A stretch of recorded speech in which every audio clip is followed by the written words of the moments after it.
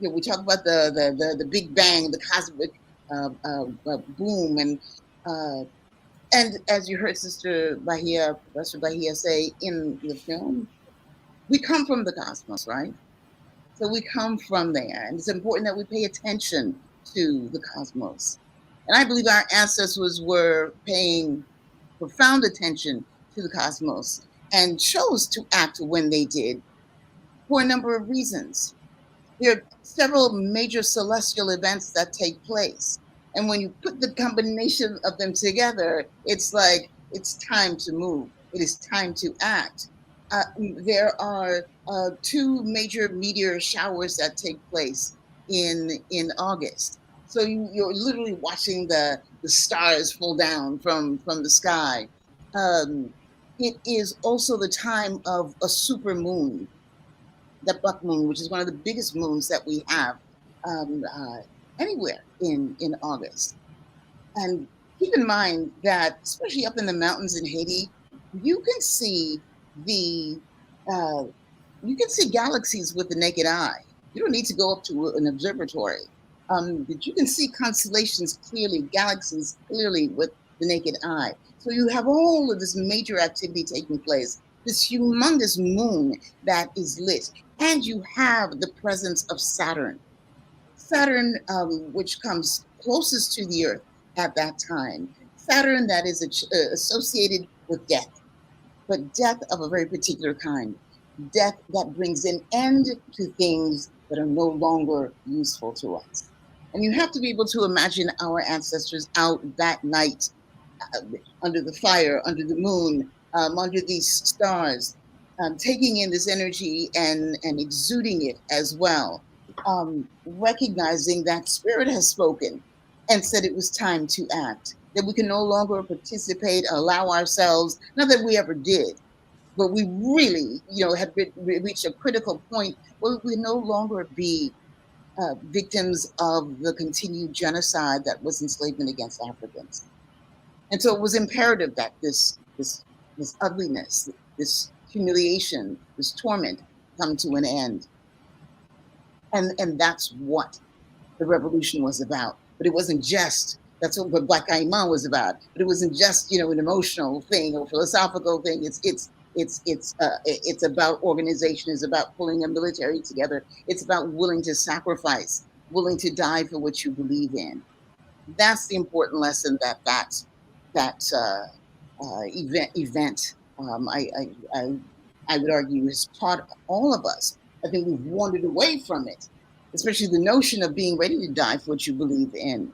But the Wakayima, the ceremony in Congress, this was like a major had a domino effect that it had throughout the Caribbean, throughout the Americas, if you will, because while we were always revolting, the success of the Haitian Revolution, the success of what was triggered that night effectively brought an end to the enslavement of Africans. It brought about the abolition rather of enslavement. And in fact, the international community does recognize August 24th, but I'm sorry, August 14th, not on the 14th, but on the 23rd of August, Right. when the UN celebrates and all member states celebrate the International Day for the remembrance of the slave trade and its abolition. So it's on the 23rd that it is globally recognized in the community. Um, and this is a lesson that has to be passed down to successive generations, because as brother Patrick pointed out, people are still getting murdered. They're still getting murdered. And while he spoke of George Floyd, I think of someone that I'm not especially fond of, but he was a human being, and he died last year. And he was the first citizen of Haiti. And this was the former president, the late President Jovenel Moise. If a head of state can die so brutally in his own home, in his own bed, that's really the message. That means none of us are safe anywhere. None of us. And that our lives are expendable. Um, So the need to take in history's lessons and to make use of that in a way that not only ensures our survival by taking back and reclaiming our spaces, because that is in fact the conversation that Brother Dalian and I were having way back when, just before the film was made, was that the Kayiman ceremony, that the Haitian Revolution was about reclaiming the spaces of our existence. And those spaces are the physical body, but it's also our spiritual spaces. It is our psychological, our cultural spaces. Um, uh, Brother Patrick talked about God, kept referencing God. And, one of the chapters in my book deals with Vodou doesn't believe in God, because I concluded that God stands for what? G, the geography, O, of denial. The geography of denial. Wow. And we cannot embrace that concept of God. Right. Because that's what has happened to us. And that is what in fact defines enslavement, denial, and the denial of your social space. And your social space consists of all those things I referenced: your psychological space, your spiritual space, your intellectual space, your territorial space. All of that. That is what makes you a slave. That's why enslavement continues to exist in this society, because we are unendingly, sequestered to a certain amount of space. And we need to fight back. We need to take that back. Kayiman reminds us that we have to take that back. And the same way there's pushback on one end, we've got to be resisting continuously, eternally if necessary, so that we don't perish. And that's the thing that I want to bring out, because we have watched too many of our own people perish, like Brother Malcolm, and use this opportunity to allow Brother Delices to speak, because that's actually where he and I connected. Yes, we're both Haitian descendants, Haitian Americans, but I was the executive director of the Malcolm X and Dr. Betty Shabazz Memorial and Educational and Cultural Center at the Audubon Ballroom, where Brother Malcolm was actually assassinated. Right. So his life was, put to an end there, much as our lives. There's a continuous assault on that, and so connecting it's like Orion's belt, that triumvirate of stars. Malcolm's the Haitian Flag Day, Malcolm's birthday, Toussaint's birthday. That's an important time for us to reflect, especially if we consider ourselves Pan-Africanists, to understand what our relationship has been and continues to be to each other. So, Brother Patrick, I'm going to let you talk a little bit about Malcolm, since my dear sister, are you sure? Queen Mother, are you sure? Because I can listen to you all day. Shoot, you have me taking notes. The sun lighting up in your face, that's like Moses in front of the burning bushes. So, that's right. That's right. But thank you for this and the information that you presented. And this is the connection, the spiritual connection that all of us had. Because it's amazing. I had no idea that you were going to mention celestial phenomenon and astronomy. And I'm going to make a connection with that. Then I'll move on and talk the connection about Malcolm X, Pan-Africanism, and Kayiman and the Haitian Revolution. What's interesting about what you just said, and I had no idea you were going to say this, is this. The Haitian Revolution influenced the globe. It had a tremendous worldwide impact. Make no mistakes about it. The Haitian Revolution also, in particular, when you look at the Americas, had a tremendous impact in South and Central America. But for now, let's talk about the United States, right? Because we could spend all day. In the United States, the three major popular slave revolts or slave rebellions were that of Gabriel Prosser, Denmark Vesey, and Nat Turner. There was many others. For example, the largest one being in Louisiana under a Haitian called Charles Dessalines. Not Dessalines, Deslandes. Almost sounds like Delices, right? And he left Haiti after the Haitian Revolution when a lot of slave owners, so-called masters, took their slaves, enslaved Africans, to the Americas, in particular to territories like Louisiana, South Carolina, and Virginia.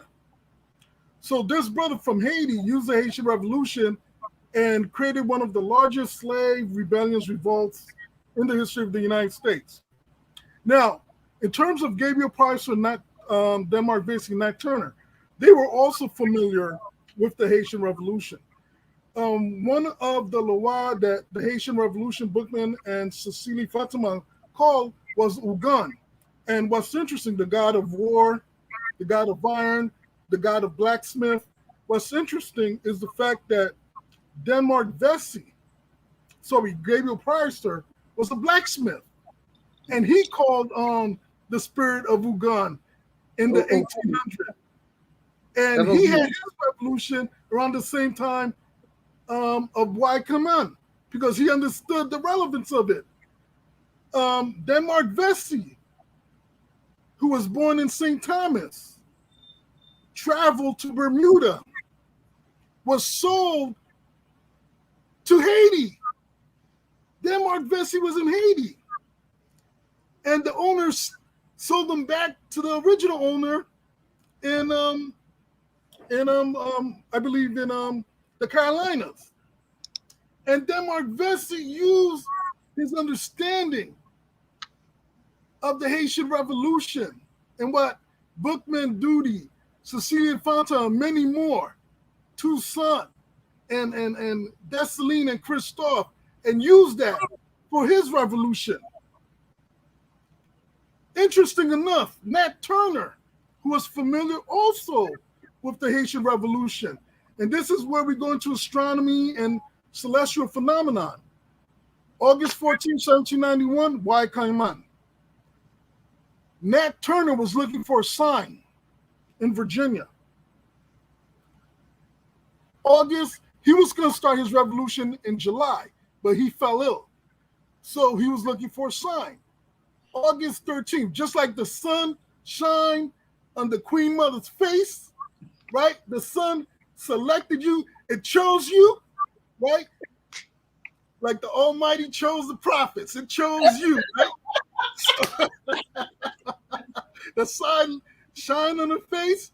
Guess what happened?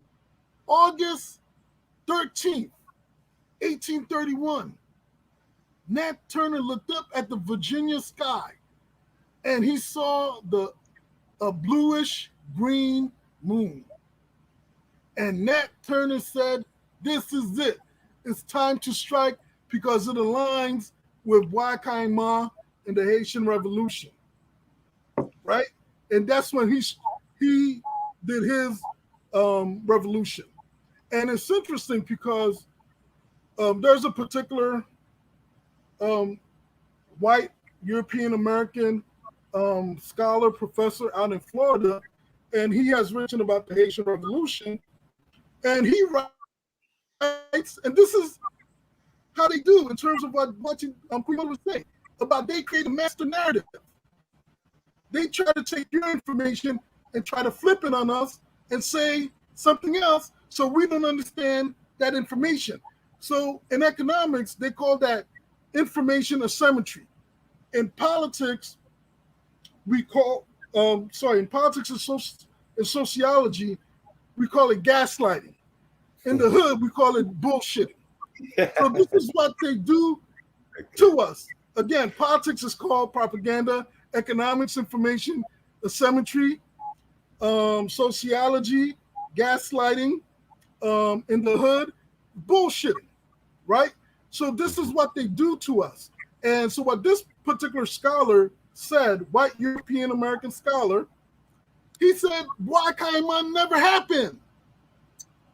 And the rationale was because white folks didn't write about it, didn't report it.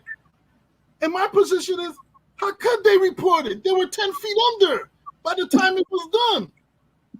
So you feel me on this, right? And not only that, my position is this. There were many Bois Kayiman taking place. Some of them were smaller ones. Some of them were bigger ones. So this is my position. And it's sad because a good friend of mine, a Haitian scholar out in Florida too, he was on the radio station or news station, and he called out this white scholar. And I thought he was going to drop a serious critique and whatnot. And I almost had a heart attack because I tend to get excited because I'm passionate about this. This Haitian scholar said, and he's a good friend of mine, and he said this particular white scholar is the dean of Haitian Revolutionary Studies. I almost fell off my chair. He said this white scholar is the dean of Haitian Revolutionary Studies, not understanding that the thing or the history or the event that could have the greatest impact on us, they're not going to tell the truth about it. They will write about it, control the production of knowledge, and manipulate that particular history. And that's what's being done with the Haitian Revolution, because more of them write about the Haitian Revolution than we do. And there's reasons for that because of access and resources. In addition, more of them write about Haitian Vodou than we do. And again, they know the Haitian Revolution could lead us to our liberation. Vodou, again, could lead us to our liberation. But they want to create information asymmetry. They want to create propaganda. They want to capture the information and produce knowledge in order to distort that information. And they do it on someone who's dear to all of us, Minister Malcolm X. And they try to reinvent him. And for those of you who has a chance, you should YouTube the editor or the publisher, white lady who gave a talk on Manning Marable's Malcolm X reinvention. And I worked with Manning Marable. I was a research fellow at Columbia University, and I had private conversations with Dr. Marable as well. But nonetheless, it's to reinvent. And she said something interesting, and this is key, and this is how they still see us. She said when she was growing up, her and her parents were always afraid of Malcolm X. Why would you be afraid of Malcolm X? Malcolm X never enslaved nobody. Malcolm X never killed nobody. Malcolm X never raped nobody. Malcolm X never forces religion on anyone. Why would you be afraid of Malcolm X? And she said her parents, her family, her neighbors, they were afraid of Malcolm X. So she said this was a good opportunity, the book Malcolm X Reinvention, to work with Manning Marable in order to humanize Malcolm X. Why would you humanize a human? Malcolm X. So this is the game that they play with us. Now, before I go into Malcolm X, another interesting fact too is the fact that August 14th, 1791, and Queen Mother, you're taking me there with the astronomy and the celestial, you're taking me there, right? Astronomer, scientist, multi-genius, Benjamin Banneker, right? Why Kayiman? August 14th, 1791. Benjamin Banneker, and remember, we're supposed to be inferior in all of this, right? Benjamin Banneker, astronomer, scientist, multi-genius, penned a letter, wrote a letter, August 19th, 1791, to Thomas Jefferson, pleading with Thomas Jefferson making a succinct argument about the fact that Black folks are not inferior and they should grant us our freedom. And he blasted Thomas Jefferson about Thomas Jefferson owning slaves right after what took place in Haiti on August 14th, 1791. So that's very powerful, but they don't talk about it. Right. Now, in terms of Minister Malcolm X, what's very interesting about Minister Malcolm X is the fact that, and this is something that I discussed with the Queen Mother years ago, it's the fact that one of his greatest speeches, and you should really listen to it because I listened to it before I listened to it again for the 100th time before I got on. So that's when the brother said, introduce yourself, I jumped right in and started blasting because I'm thinking I'm Malcolm X and Bookman, so I went right into it. Yes. Malcolm X, one of his greatest speeches, Message to the Grassroots. That was one of the first speeches Malcolm X gave that he started to move away from the theological tenements of the Nation of Islam under the Most Honorable Elijah Muhammad. Prior speeches, Malcolm X would say, the Most Elijah Muhammad teaches us this, the Most Elijah Muhammad teaches us that. Message to the Grassroots, he did not do that. And Malcolm X, pretty much like Bookman, said, before you're a Muslim, before you're a Christian, before you're elk, before you're a Mason, and I'll add other stuff, before you're Crip, before you're blood, you're Black. They don't attack you because you're Crip. They don't attack you because you're blood. They don't attack you because you're Baptist, Methodist, or Muslim, or Sunni, or Shiite. They attack, they do what they do to us because we're Black. So, and Malcolm talks about revolutions in this speech, Message to the Grassroots, and he gives examples. So he talks about the American Revolution, and it's about bloodshed and land. Then he goes, the French Revolution, American Revolution, 1776, 1789. He talks about the French Revolution. It's about bloodshed and land. He skips 1804 for whatever reason. He doesn't mention the Haitian Revolution. He mentions the Russian Revolution. He mentions the Cuban Revolution, which is about bloodshed and land. And I was a little bit shocked because I'm like, wow. It wasn't the Russian. It was the Chinese Revolution. The Chinese Revolution. And I was a little bit shocked. And I said, wow, Minister Malcolm X missed this. And I'm scratching my head. I wonder why. Well, Alun Diop, the editor of African Presence magazine, invited Malcolm X to Paris around November 17th, 1963. But what's interesting, the Message to the Grassroots speech was in November 1963, November 11th, 1963. What's interesting, the last battle of the Haitian Revolution was on November 18th, 1803, right? But Malcolm X missed that opportunity. Nonetheless, Alun Diop invites Malcolm X to Paris for a talk.